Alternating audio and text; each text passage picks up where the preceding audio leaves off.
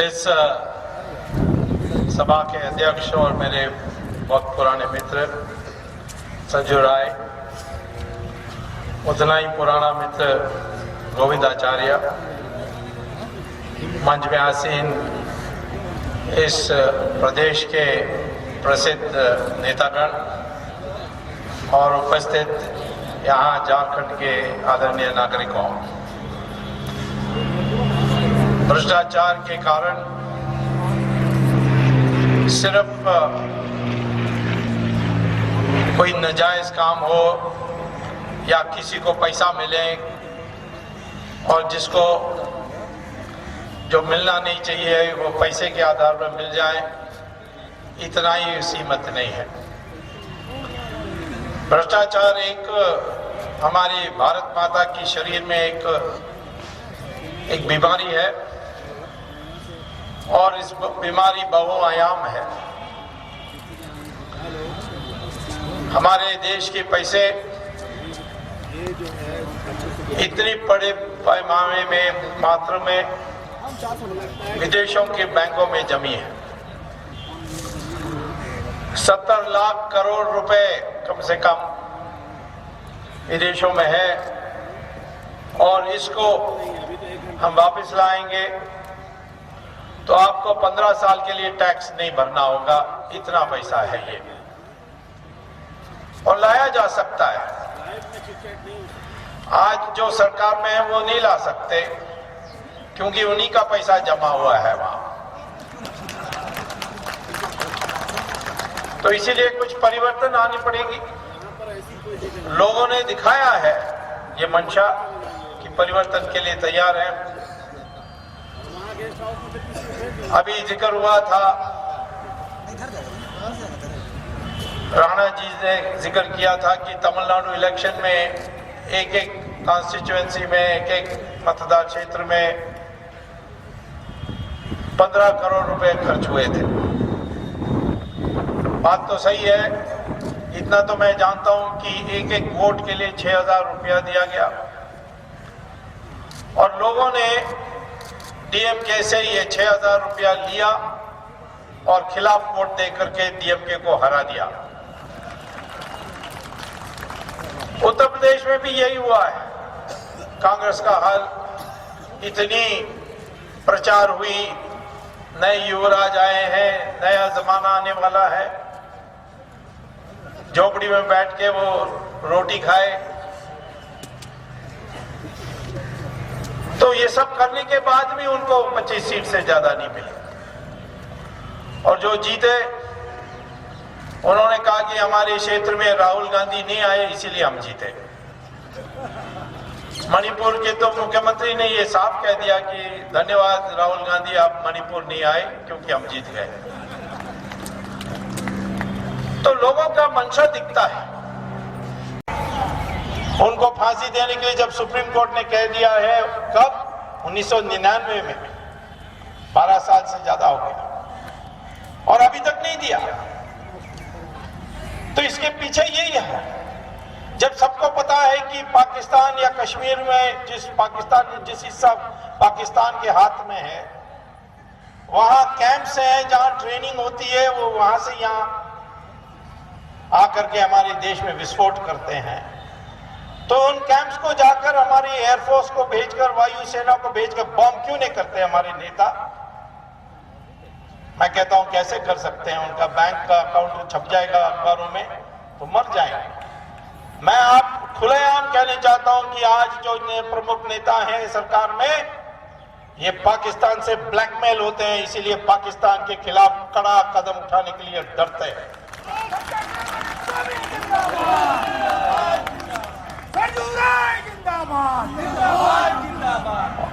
और इसी प्रकार से जो पैसे हमारे देश में रहती है, ये इसमें तो इंडस्ट्री नहीं खड़ा कर सकते, तो वो विलासी वस्तुओं पर खर्च करते हैं। इसीलिए हमारे देश में जमीन का दाम इतने बढ़ते जाते हैं और विलासी वस्तुओं के उत्पादन बड़ी तेजी से बढ़ रही है। और जो पूंजी करते हैं वो भी कहते हैं कि क्यों हम आम जनता की सामान का उत्पादन करें,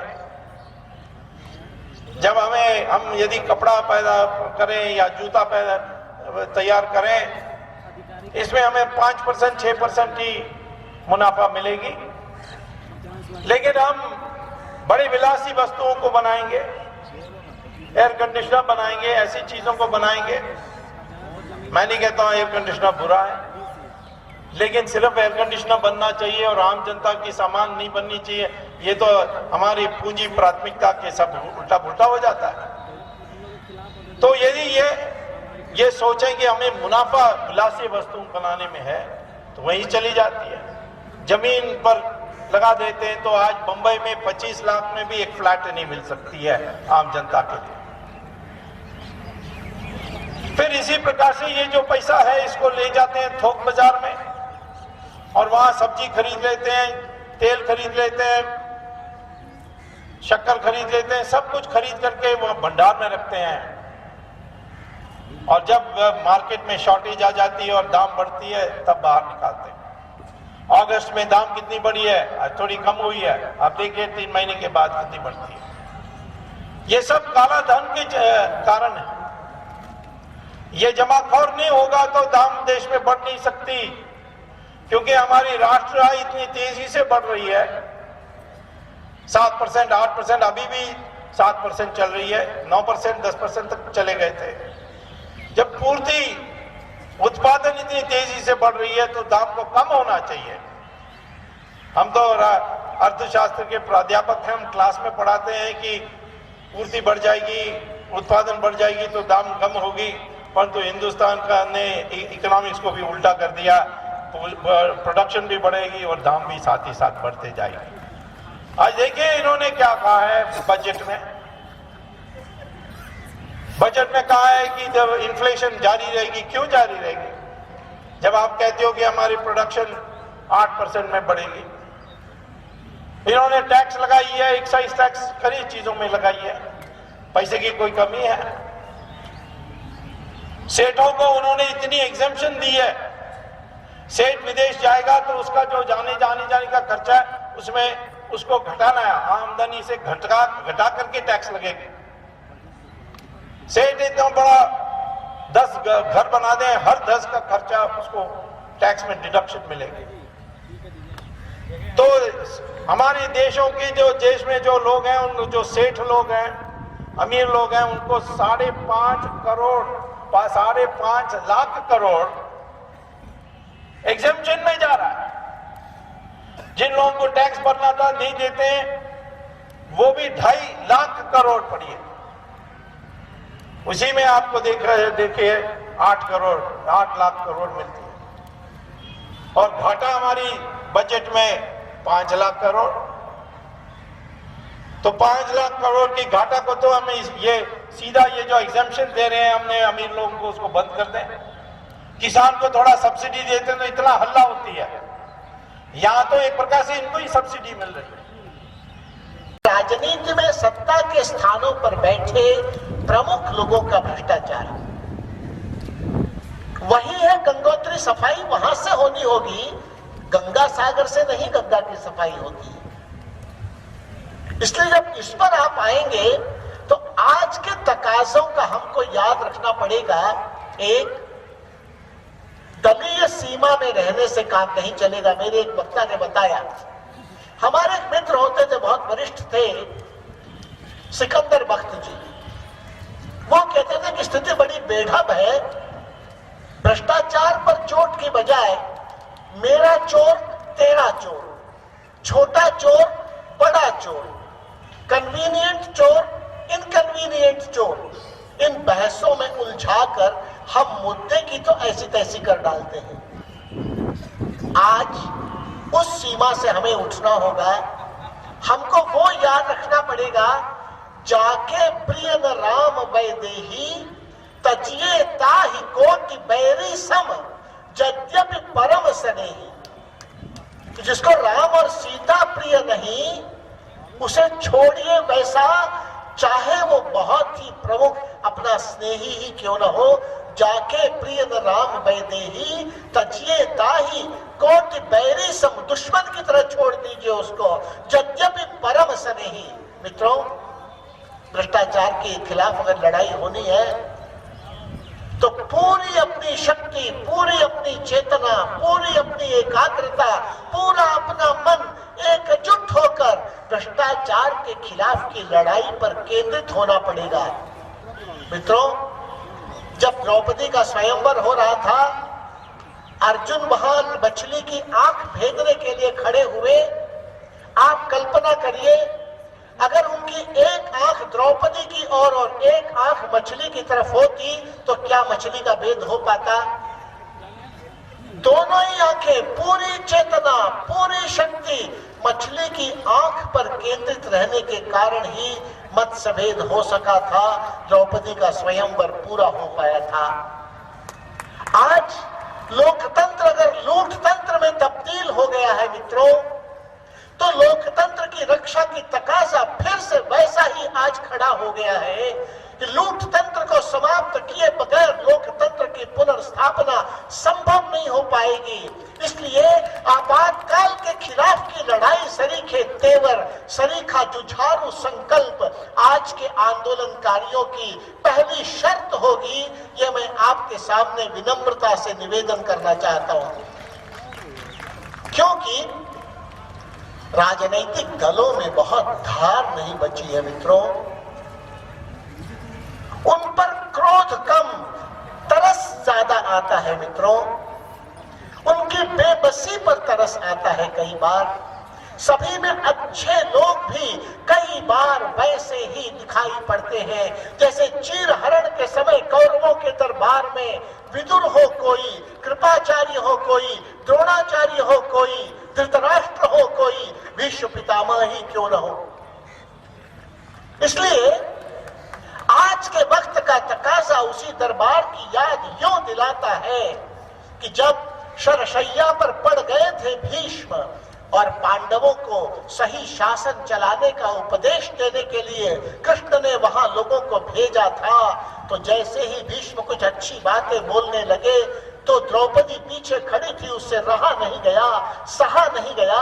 वो चीर कर पांडवों को सामने आ गई, कहे दादा आज आप इतनी बात बोल रहे हो, उस समय तुम्हारा यही बुद्धि बल कहाँ चला गया था? तुम्हारे तो हाथों में वो बल था, चाहते तो अबला की इज्जत की रक्षा तुम कर सकते थे, पांडवों कौरवों दोनों का संहार कर सकते थे, पर तुम चुप क्यों हो गए थे? कम से कम विदुर ने इतना तो किया था, ये अन्याय हो रहा है कहकर सभा का बहिष्कार तो किया था। आप तो नजरें झुकाकर बैठे रहे थे कसमसाते हुए। मित्रों, ऐसे कई लोगों की मनस्थिति जब देखता हूं तब समझ में फिर से आता है, क्या वही महाभारत की उक्ति अर्थस्य पुरुषो दासः, क्या यही उक्ति चरितार्थ हो रही है?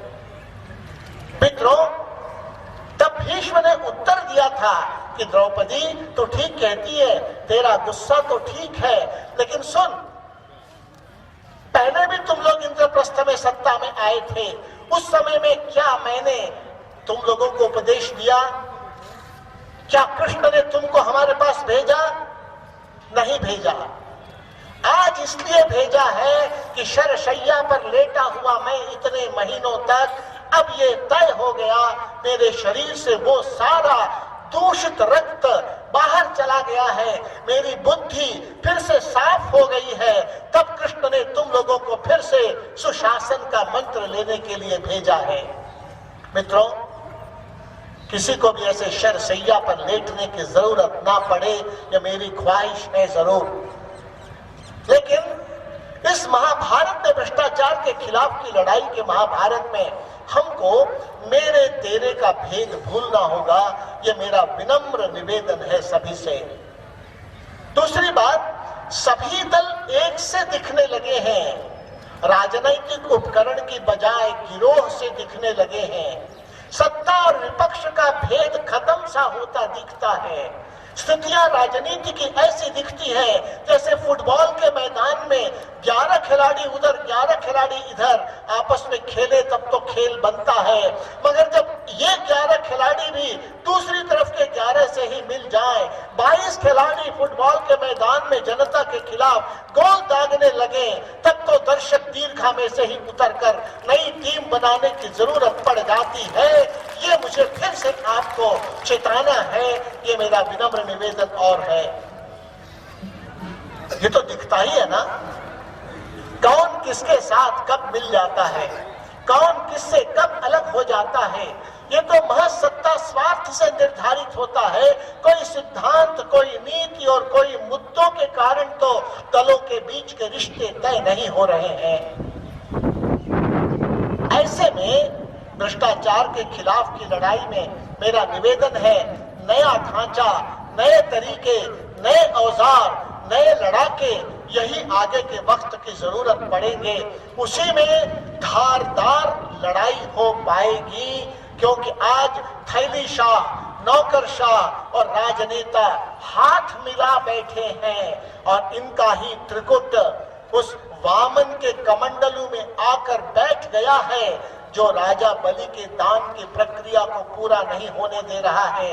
विकास की धारा अंतिम आदमी तक पहुंचे, इसमें अड़चन अगर है तो राजनेता, नौकरशाह और थैली शाहों का ये नापाक गठबंधन उस वामन की कमंडलों जिससे जल निकलना था उसके मुहाने पर बैठ गया है। मित्रों, इसलिए विकास की धारा कुछ लोगों तक रहती है।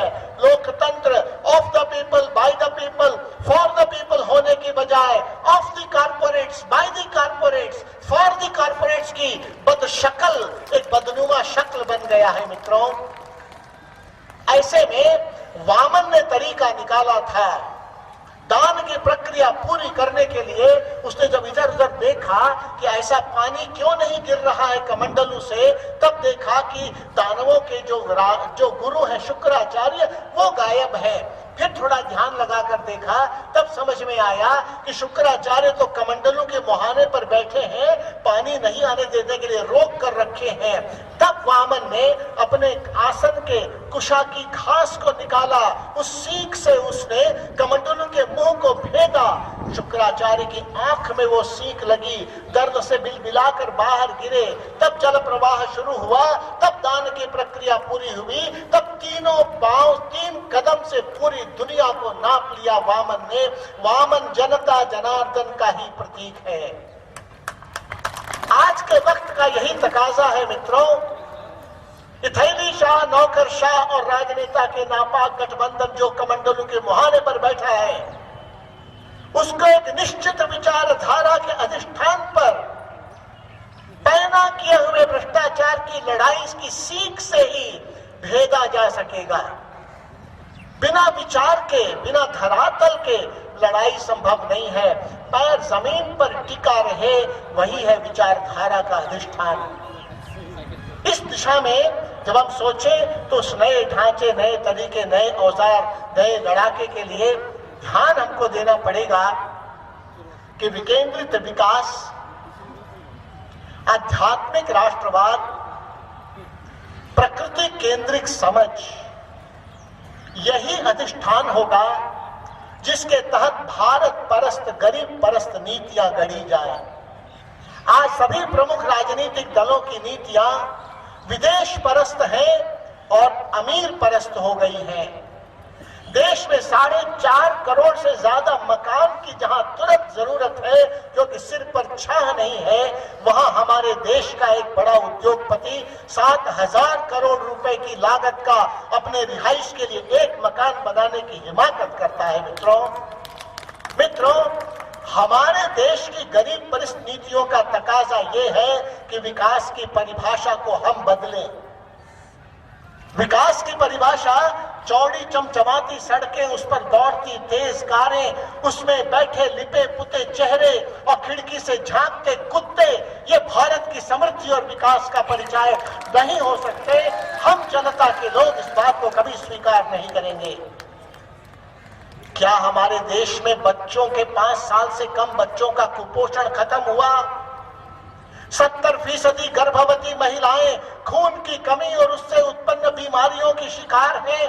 क्या हमारे लिए ये बहुत बड़ा नासूर, बहुत बड़ा अपमान का कलंक नहीं है? क्या आज भी 77% आबादी 20 रुपए से कम की रोज के आमदनी में गुजर बसर करने को मजबूर है, क्या ये विकास के सामने चुनौती नहीं है? 1.25 लाख गांव पीने के पानी के से तरस रहे हैं, क्या हमारे लिए ये चुनौती नहीं है? देश के 90 लाख अंधे, देश के 45 लाख अपाहिज, देश के 26 लाख कोढ़ी, क्या हमारे विकास के लिए चुनौती नहीं है? किसे कहेंगे विकास? इसलिए भारत परस्त गरीब परस्त नीतियों की जरूरत पड़ेगी और राष्ट्रवाद का अधिष्ठान जब आध्यात्मिक होगा तो किसी भी पंथ का, किसी भी जाति का, सब में एक ही परमात्मा का वास है। इसलिए सभी इंसान हैं, केवल वोट नहीं है। वोट के नाते सोचकर उनको लुभाकर बाद में कचरे में फेंक देने की नीयत तब हमारी नहीं रहेगी। सभी जाति क्षेत्र में लगेगा, सबके खून का रंग लाल है, सबकी भूख एक तरह की होती है। कोई बेरोजगार किसी भी जाति क्षेत्र भाषा संप्रदाय का होगा, जब शाम को नौकरी की तलाश में भटक कर असफल होकर अपने घर लौटता है तो उसकी पत्नी की, उसकी बहन की, उसकी माँ की सूनी निराश आंखों का जब उसकी आंखें टकराती हैं, तब जो बेबसी है वो किसी जाति क्षेत्र भाषा संप्रदाय के लिए अलग अलग नहीं हुआ करते मित्रों। इसलिए हर एक को ईमान की रोटी और इज्जत की जिंदगी मयस्सर हो, इससे बड़ा एजेंडा ही भला क्या हो सकता है देश का। ऐसी स्थिति में मैं यही चाहूंगा मित्रों, इस लड़ाई को हम आगे बढ़ाएं। अच्छी शुरुआत हुई है। एक ही बात ध्यान रखें कि व्यक्ति से बड़ा दल, लेकिन दल से बड़ा देश। आज उल्टी सी स्थिति दिखती है। देश हित की तुलना में दल हित ज्यादा बड़ा और दल हित की तुलना में मेरा अपना हित ज्यादा बड़ा। इसको समीकरण को ठीक करना है मित्रों। व्यक्ति से बड़ा दल, दल से बड़ा देश। और दूसरा एक विषय है कि देश बचेगा तो मिटेगा कौन, देश मिटेगा तो बचेगा कौन। मुझे विश्वास है कि झारखंड की जनता इस भ्रष्टाचार के खिलाफ मुहिम को आगे बढ़ाकर इसको अपने सही परिणामों तक ले जाएगी और देश की जनता को भी एक दिशा देगी। इस विषय में मंच पर बैठे नेतृत्व को मैं सलाम करता हुआ अपनी बात पूरी करता हूं। धन्यवाद।